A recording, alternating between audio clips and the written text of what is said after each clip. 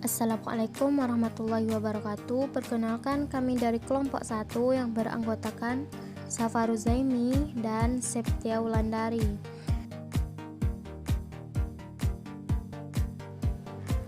Kelas 2C Prodi Pendidikan Geografi Fakultas Tarbiyah dan Keguruan Universitas Sultan Syarif Kasim Riau. Di sini kami akan membahas mengenai proses pembentukan muka bumi. Yang pertama, konsep penciptaan alam semesta menurut Islam. Di dalam Al-Quran tidak disebutkan secara terperinci mengenai penciptaan langit dan bumi.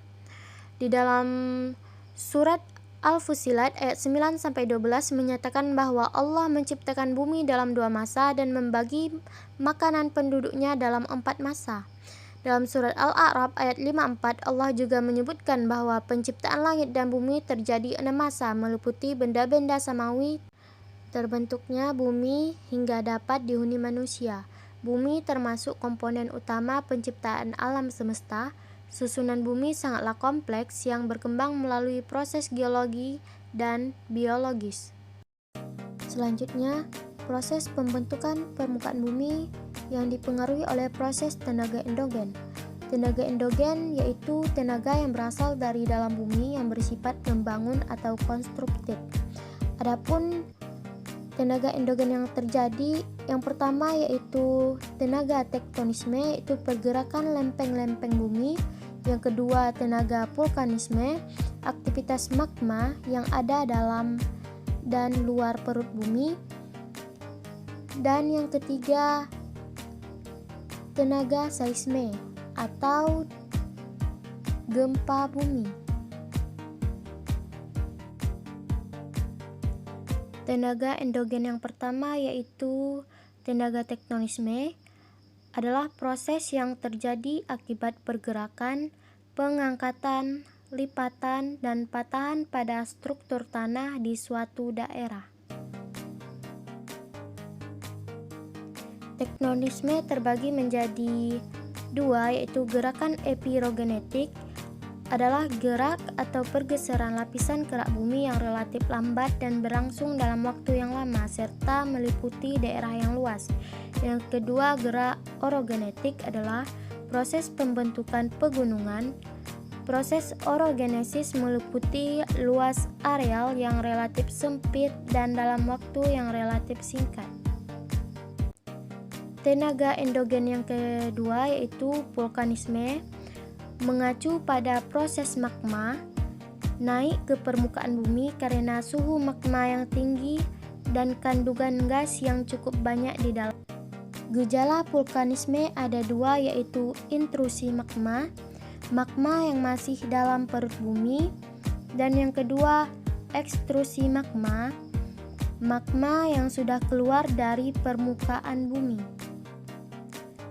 Tenaga endogen yang ketiga yaitu seisme adalah peristiwa bergesernya lapisan bumi akibat adanya pergerakan lapisan kulit bumi atau lempeng bumi yang disebabkan tenaga dari dalam bumi. Berikut ilustrasi gempa. Terdapat sebuah titik getaran atau fokus, kemudian terjadi rambatan sehingga terbentuklah epicentrum gempa dan merapat ke pemukiman warga. Adapun jenis-jenis gempa yaitu gempa tektonik, gempa karena pergerakan lempeng bumi, gempa vulkanik, gempa karena aktivitas magma, dan gempa terban atau runtuhan. Selanjutnya yaitu proses dari tenaga eksogen. Tenaga eksogen ini merupakan pembentuk muka bumi yang berasal dari luar bumi dan bekerja di permukaan bumi, berasal dari unsur atmosfer, hidrosfer, dan biosfer, atau dari tenaga air, angin, organisme, sinar matahari, dan es. Tenaga eksogen ada 4.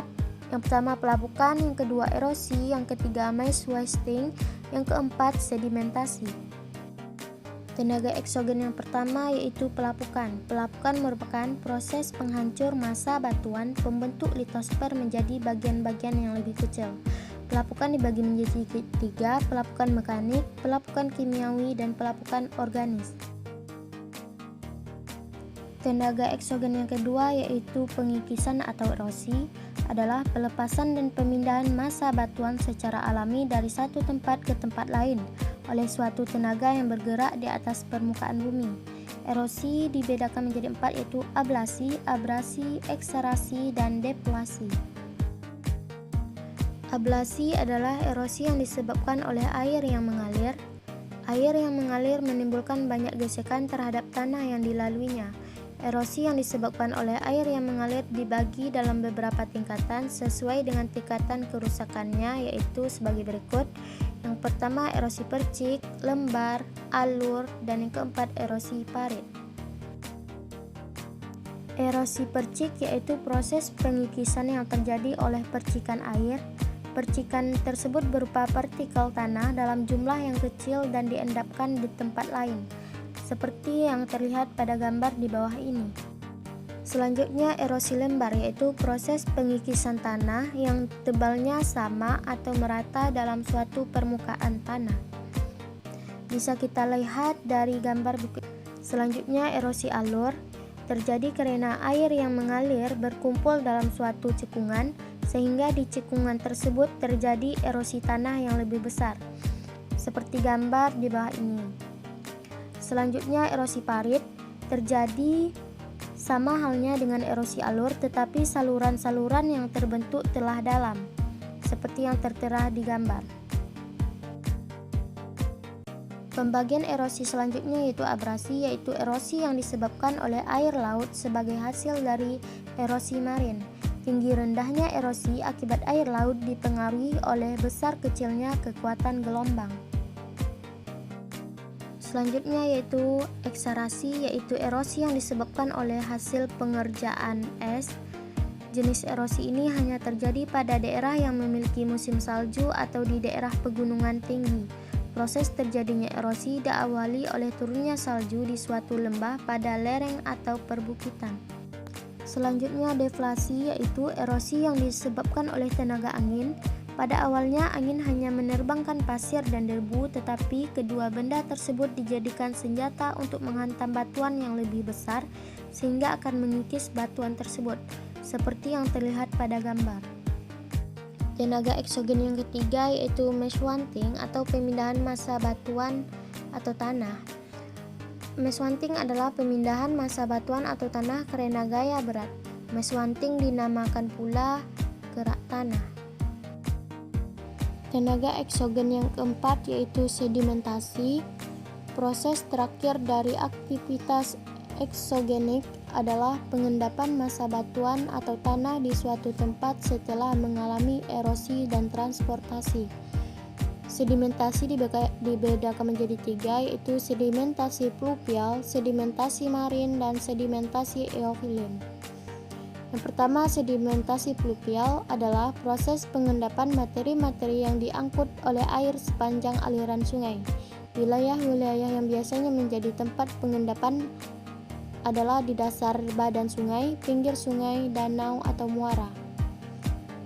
Hasil sedimentasi pluvial yaitu delta dan kipas aluvial. Yang kedua, sedimentasi marin. Material hasil abrasi biasanya diangkut dan diendapkan di sepanjang pantai. Proses pengendapan semacam ini dinamakan dengan sedimentasi marin. Hasil sedimentasi marin antara lain seperti gambar di bawah ini, yaitu split dan juga tombolo. Yang ketiga, sedimentasi iolin adalah proses pengendapan material yang dibawa oleh angin. Proses pengendapan ini banyak terjadi di wilayah gurun. Bentang alam yang sering kali kita jumpai sebagai akibat sedimentasi angin antara lain gumuk pasir atau sand dunes, yaitu gundukan pasir yang terdapat di wilayah gurun atau di pantai, seperti yang terdapat pada gambar berikut. Proses pembentukan bumi yang selanjutnya yaitu proses ekstraterestrial, yaitu tenaga yang berasal dari luar atmosfer atau luar angkasa.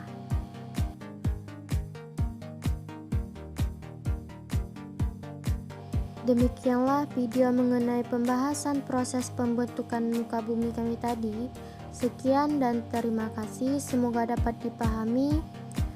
Assalamualaikum warahmatullahi wabarakatuh.